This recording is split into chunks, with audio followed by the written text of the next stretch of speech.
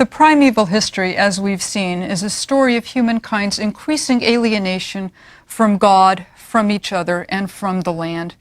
When last we met, we talked about the story of Noah, as if God was going to start creating the world again, and it looked pretty good for a while. Noah and his family and the animals survived the universal flood. Noah plants a vineyard, he produces wine, which pretty much everybody can appreciate. But the next thing you know, Noah gets drunk, he winds up cursing his son, and the world is going downhill again.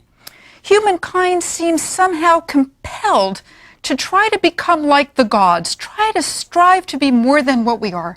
The last episode in the primeval history in Genesis 11 gives us that. This is the story of the Tower of Babel, in which humankind unites all together on the plain of Shinar, that is, by the way, Babylon, in order to build a giant tower to get up to God. We've seen familiar stories like this in Greek mythology, piling mountain upon mountain to storm Olympus. But this is simply the Bible's version, and God up in heaven is not going to stand for it. Rather than allow humankind to become like the gods and storm heaven, God decides to confound humanity's language. That's why we speak in a multitude of languages, and thereby disperse people all over the world in different locations and different languages. They can no longer work together. If the original commandment is to fill the earth, this is a very ironic way to have it actually be fulfilled. And there are other reasons for the Tower of Babel than simply this etiology, the story of origins, for why people are scattered everywhere, and for why we have different languages. There are, in the ancient Near East, we have their ruins today, terraced towers that the Babylonians built. They're called ziggurats. These are temples that are supposed to be bridges between the earth and the heavens. The idea was when you went to the temple, you would gradually ascend, as if you were coming up to where the gods lived. By telling the story of the Tower of Babel, the biblical writer is saying, oh, those terraced temples that the Babylonians built, those aren't signs of bridges between the earth and heaven. Those are buildings of humankind's failed ability to reach heaven. They're signs of God's power, not human's power. They're not bridges to heaven at all. Rather, they're simply leftovers from the flood. It looks like at the end of the story of the Tower of Babel that God's going to have to start again, and that's in fact exactly what happens. When the primeval history ends with Genesis 11, humankind has simply gone downhill. We are left scattered, unable to communicate with each other, now having to figure out how to live in a world that's just basically a mess. And God has to figure out how he's going to commune with us. How do you find somebody who's actually going to listen? And the story that we actually get, the story of Abraham and his wife Sarah, may not be quite the story one would have expected, because Abraham and Sarah are not perfect characters. They're like you, and they're like me. They're flawed, sometimes they're tricky, sometimes they're quite clueless. But they're often faithful, they're often smart, and I think it's appropriate God seems to like them. Abraham is called by God out of the blue, as it were. A voice comes to him and says, Abraham, which is his name to begin with, he becomes Abraham later. Abraham, take your wife Sarah and go to this new land which I will promise you. And Abraham gets up and goes. God promises him he will be the father of a great nation, which sounds pretty good until we start looking at the details. Sarah, his only wife, and this is a polygamous society, he could have had others. Sarah, his only wife, is infertile. The land, the promised land, turns out, as soon as he gets there, to be in famine. He goes down to Egypt, Abraham does, where immediately his wife lands in the harem of the Egyptian king, the Pharaoh. Abraham's nephew Lot, who goes with him to the promised land, is taken captive by an alliance of kings and eventually finds his way to Sodom, which is not a city with a great future. Sarah plans to have her slave give Abraham a son, but that doesn't work out well. And then Abraham gets commanded by God to kill his beloved son Isaac. This is not a story that bodes well. What's going on here in general? Could it be that Abraham's fidelity is being tested? That God is testing Abraham to see how much he can endure, whether he can still believe despite all evidence to the contrary? Or perhaps, in engaging the way he does with God, is Abraham testing God to see how God will remain faithful, even despite Abraham's failings. Before we can talk about characterization here, I'd like briefly to discuss the question of Abraham's historicity, because now we are no longer in myth, we are in saga. Abraham is much more like a real person than Noah or Enoch or Cain or Abel or Adam and Eve. And it was the case, particularly at the turn of the 20th century, on up until about World War II, that biblical scholars were fascinated with the question of Abraham's historicity. This raises the question of the historicity of the patriarchs, and that's simply the way we refer to Abraham, Isaac, and Jacob. Their wives, by the way, are the matriarchs. The history of the patriarchs in the patriarchal era. The stories seem to be set in the mid-Bronze Age, 1800s, 1750 or so. But the accounts themselves are written much later, and we can tell that the accounts are later because every once in a while there's a staggering anachronism, which most readers of the Bible wouldn't pick up because to most people antiquity is antiquity. But we find in the patriarchal sagas, for example, references to the Philistines. They're about 500 years later. They won't show up until about the year 1200. We find references to domesticated camels, which is not something most of us care about. And it wasn't anything that people in the Bronze Age cared about because camels wouldn't be domesticated until the Iron Age.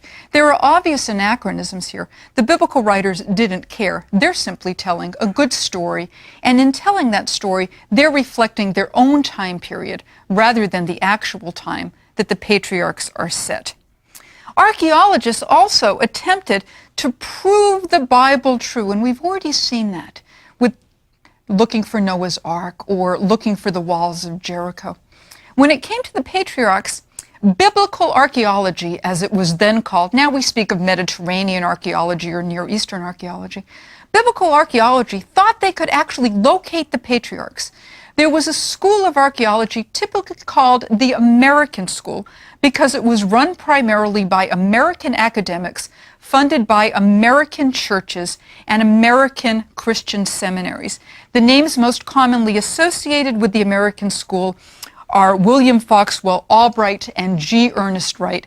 And those of you who have church libraries, I bet you will find books by them there.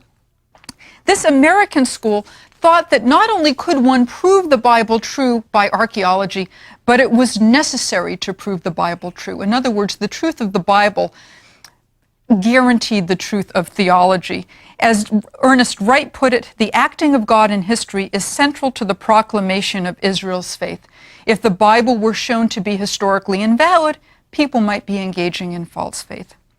Well, for a while, it looked like this American school, these biblical archaeologists were digging up promising material.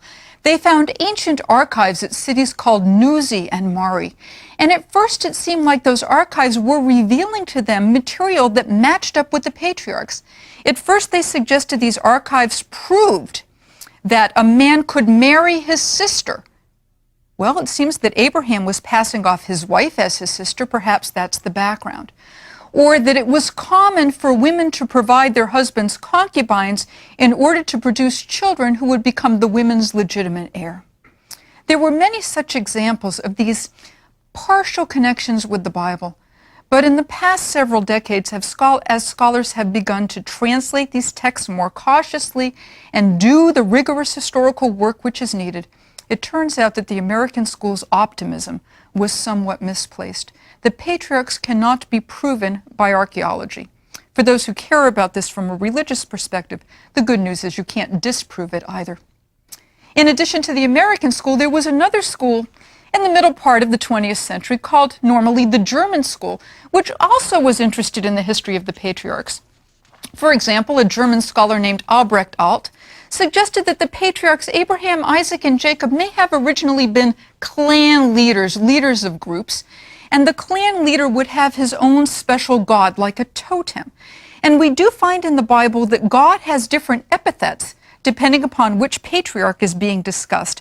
We have, for example, the shield of Abraham, or the fear of Isaac, or the mighty one of Jacob. Alt's idea was that there were originally separate clans, each with its own god, and as the clans merged together, eventually they combined their history, making the clan leaders' relatives one the son of another, and making gods all the same God, just with different names.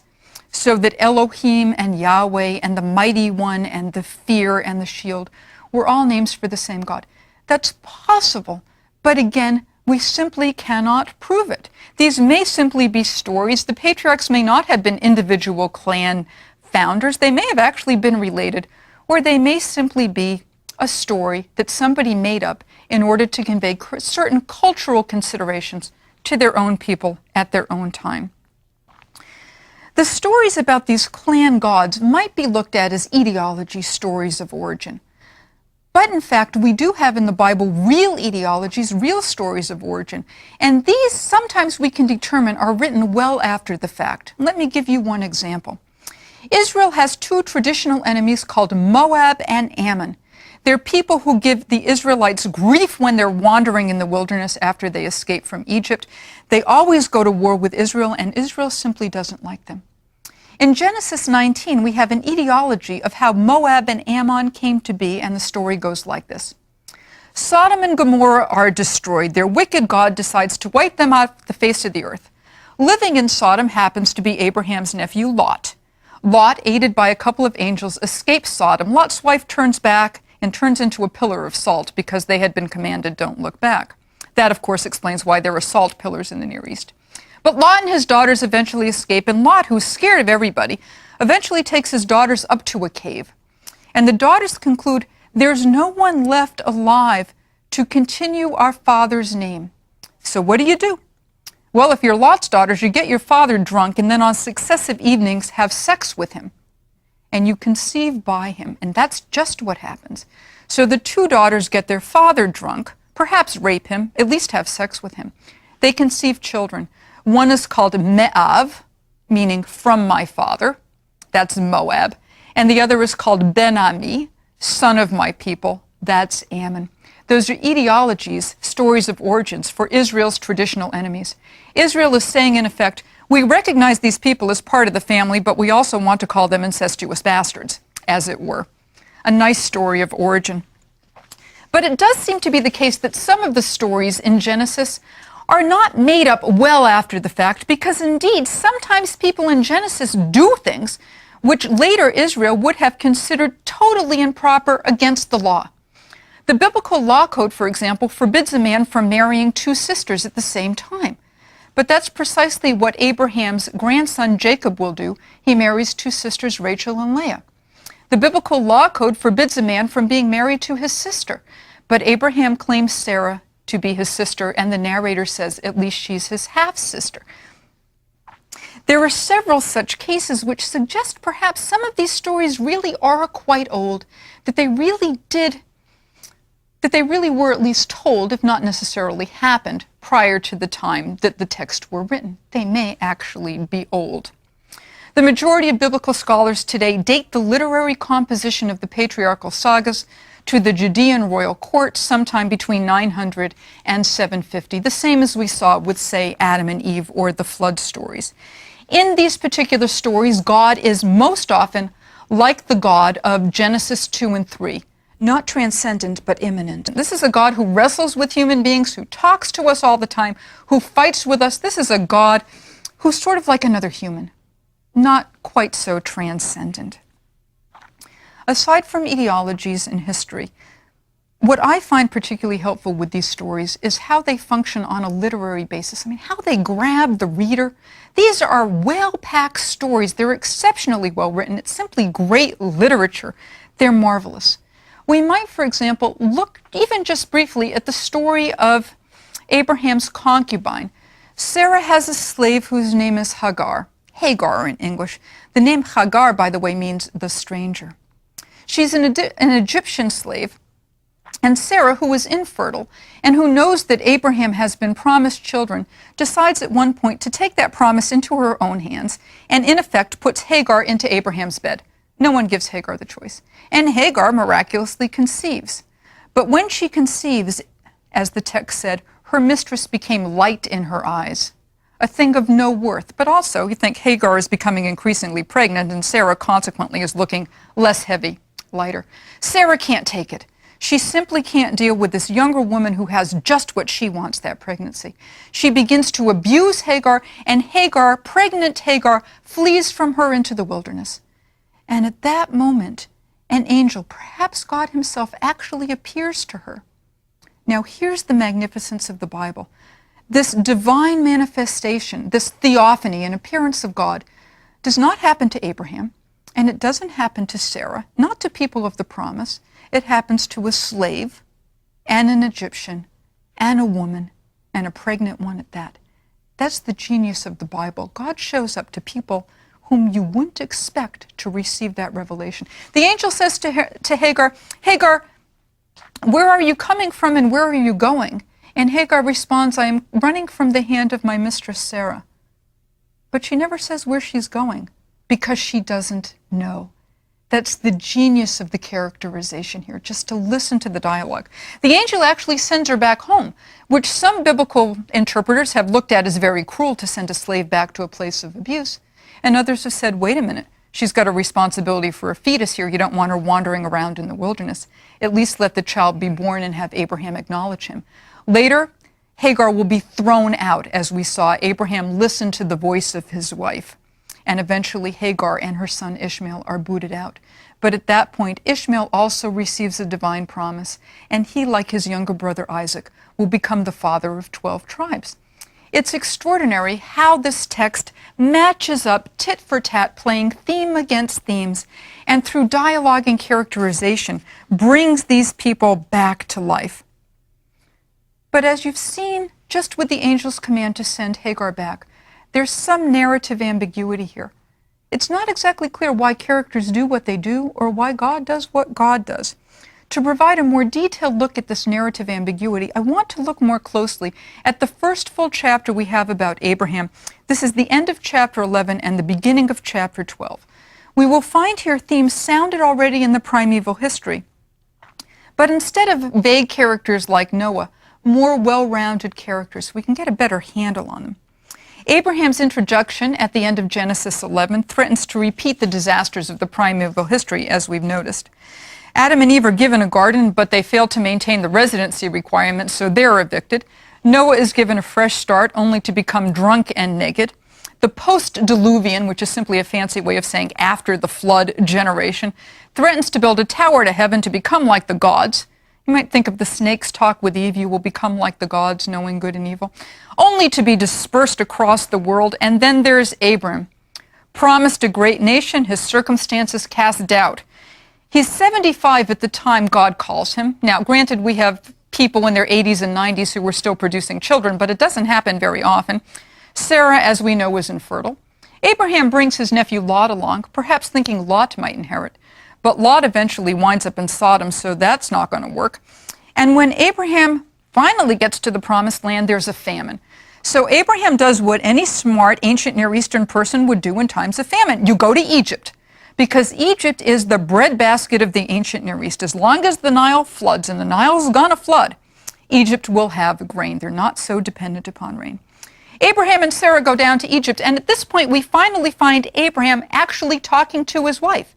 He did not say to her when God calls, hey, hon, God just spoke to me from heaven, pack up. This is the first time he actually speaks to her. His first words, quote, I know well that you are a beautiful woman, and when the Egyptians see you, they will say, this is his wife, then they will kill me.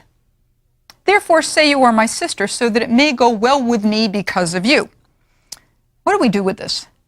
Abraham is in effect asking Sarah to lie on his behalf. Is that ever morally appropriate? Are there times you have to? In saying to Sarah, do this so it may go well with me, where's Abraham's concern for her? Or what choice does she have? What would happen if she had said, no, I don't think I'm going to lie for you? They go down to Egypt. She says, oh, I'm gorgeous. That's true. Here's my husband. They're going to kill him. That's the end of the story. God would have to start again. And where's Abraham's theology here? Is it one of trust? Did he think, oh, God has called me. He's not going to let some sort of disaster happen. I'll fix it the best way I can, and I'll let God get me out of this mess. Or is he testing God? What is God going to do? If Abraham was willing to leave his home, perhaps God ought to be willing to leave heaven to put in a little bit more effort for Abraham.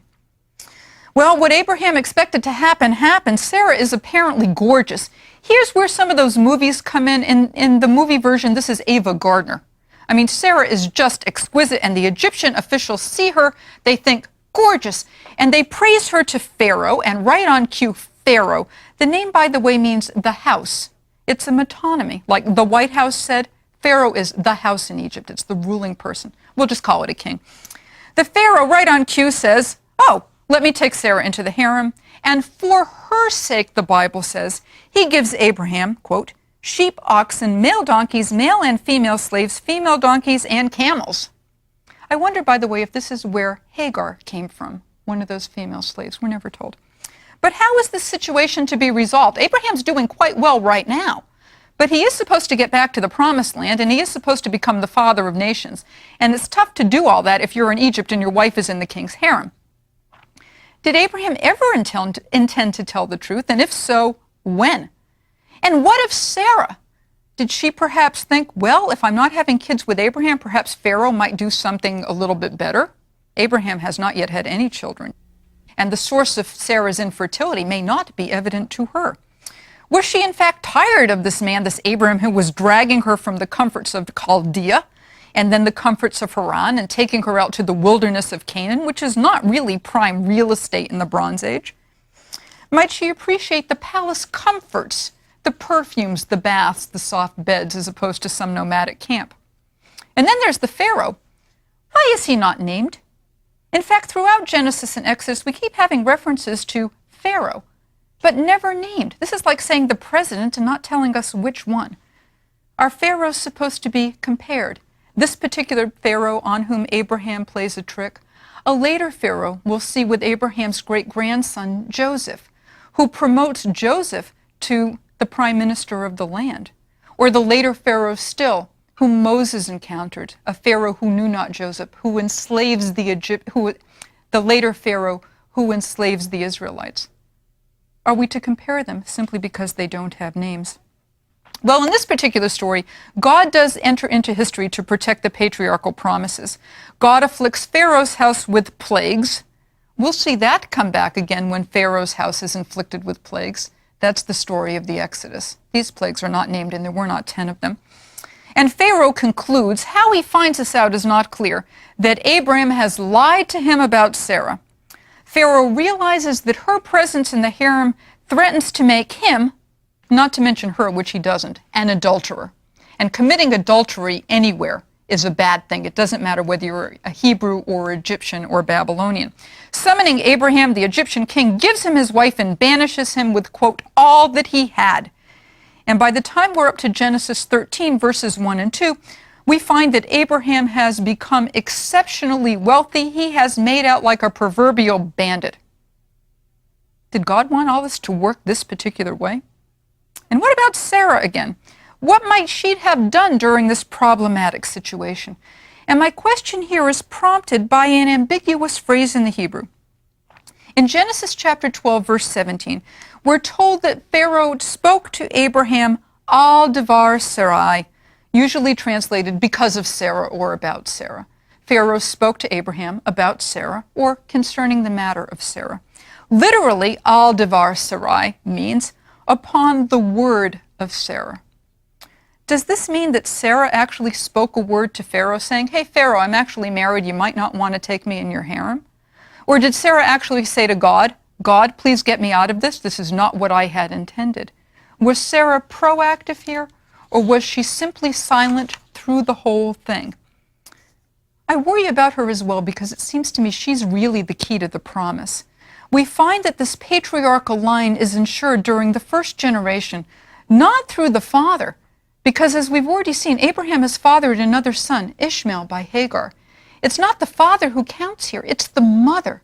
It's the line that goes through Sarah that will be important, not the line that goes through Hagar.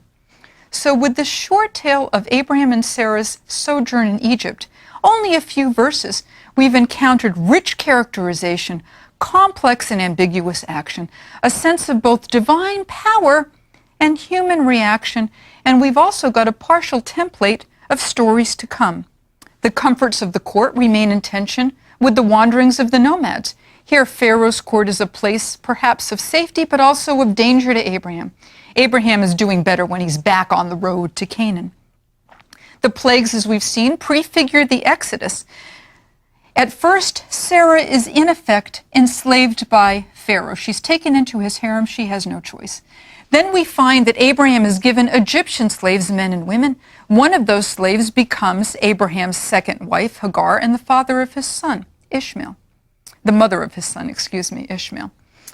Ishmael then becomes the father of his own tribe, the Ishmaelites.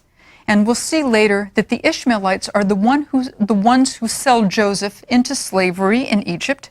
And then Joseph, Abraham's great-grandson, becomes a slave in Egypt. He eventually gains his freedom, and his entire family follows him down there.